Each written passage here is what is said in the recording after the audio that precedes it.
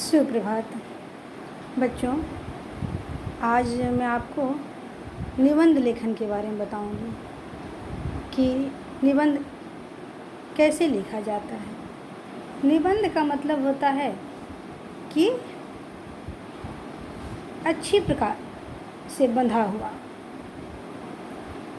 निबंध में विषय के सभी पहलुओं पर अपने विचारों को लिख करके प्रस्तुत करना होता है और उसको क्रमबद्ध तरीके से लिखना होता है।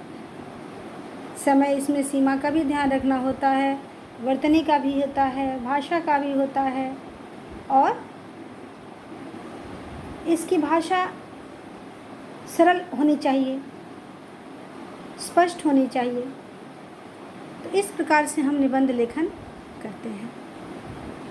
निबंध 4 प्रकार के होते हैं: वर्णनात्मक निबंध, विवरणात्मक निबंध, विचारात्मक निबंध और भावात्मक निबंध। वर्णनात्मक निबंध में निबंध किसी स्थान, पदार्थ अथवा प्रकृति से संबंधित किसी वस्तु का वर्णन किया जाता है। विवरणात्मक निबंध निबंधों में कल्पनाओं का प्रयोग किया जाता है। इसमें पर्यटन, घटनाएं, साहसिक कार्य, पर्वतारोहण, ऐतिहासिक घटनाओं आदि से संबंधित निबंधों को विवरणात्मक निबंध की श्रेणी में रखा जाता है। अब विचारात्मक निबंध, तो इस प्रकार के निबंध समाज से संबंधित विषय, धर्म, संस्कृति, राजनीति, खोज, मनोविज्ञान आदि विषयों पर लिखे जाते हैं। इनमें लिखने वाले व्यक्ति की अपनी चिंतन शैली की प्रधानता होती है। अब अंतिम भावात्मक, तो इस प्रकार के निबंध में किसी विषय का वर्णन लेखक के भाव और कल्पनाओं से बंधी हुई होती है।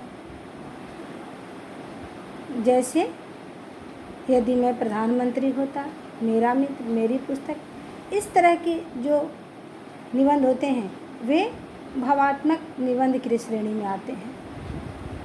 अब निबंध के तो प्रकार हम जानेंगे कि किस प्रकार होता है: वर्णनात्मक, विवरणात्मक, विचारात्मक और भावात्मक। अब हम जानेंगे कि निबंध के मुख्यतः कितने भाग होते हैं। तो बच्चों, निबंध के मुख्यतः 3 भाग होते हैं। पहला होता है प्रस्तावना, जिसमें हम आरंभ करते हैं। दूसरा होता है मध्य भाग, जिसमें हम विषय विस्तार करते हैं। और तीसरा होता है उपसंहार, जिसमें हम समाप्ति करते हैं। और अच्छा निबंध लिखने के लिए हमको कुछ बातों पर ध्यान रखना चाहिए। जैसे निबंध के लिए सही विषय और पर्याप्त जानकारी होनी चाहिए। विषय को क्रमबद्ध ढंगों से बांटना चाहिए। भाषा को सरल और प्रभावपूर्ण रखनी चाहिए। निबंध का आरंभ किसी सूक्ति, कथन अथवा किसी कविता की पंक्ति से करना चाहिए। उस तरह से उसका थोड़ा सा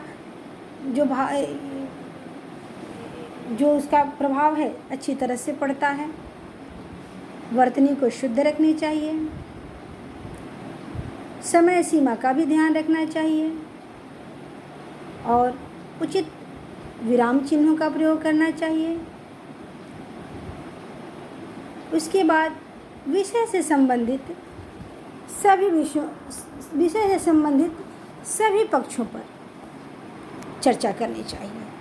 अब हम निबंध लिखते हैं तो उनके सभी पक्षों को लेंगे, उसके अर्थ लेंगे, उसके प्रभाव लेंगे, उसके नकारात्मक प्रभाव लेंगे, उसका सबका निचोड़ जो है वो लिखेंगे और इस तरह से हम निबंध को समाप्त करेंगे। तो बच्चों, निबंध को लिखने के लिए इन सब चीज़ों की ज़रूरत होती है। और अगर आप इस तरह से लिखते हैं तो एक अच्छा निबंध तैयार होगा।